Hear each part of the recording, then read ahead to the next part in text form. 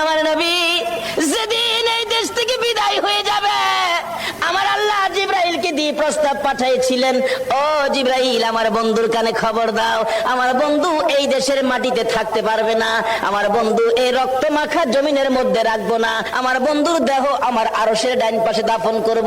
জিবরাইল খবর নিয়ে ডাকতেছেন, হুজুর আল্লাহর সালাম গ্রহণ করুন। আমি জিবরাইলের সালাম গ্রহণ করুন।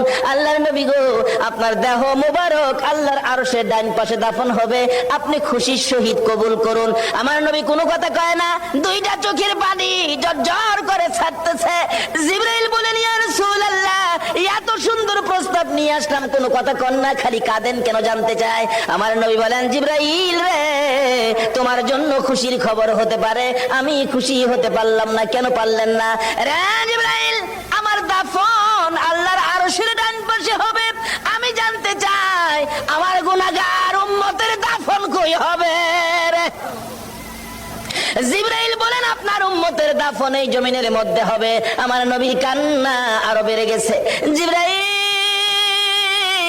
না না, সইতে পারি না, আমি আর সে থাকবো আর আমার উম্মতেরা এই জমিনে থাকবে। আমার মন মানে না, প্রস্তাব আমি রাখবো না। আমার পক্ষ থেকে একটা প্রস্তাব আমার প্রভুর দরবারে তুলে ধরো। জিবরাইল রে, আমার গুনাহগার এতিম উম্মতেরা যেই জমিনে থাকবে, আমি নবী আর সে যাব না রে, আমি আমার গুনাহগার উম্মতের পাশে সেই জমিনের মধ্যে শুয়ে থাকবো।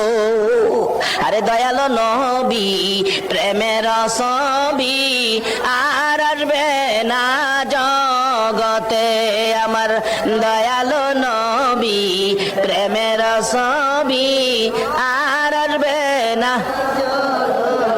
হাসর দিনে উম্মত বিনে, হাসর দিনে উম্মত বিনে যাবে না নবীজি বেহেশতে।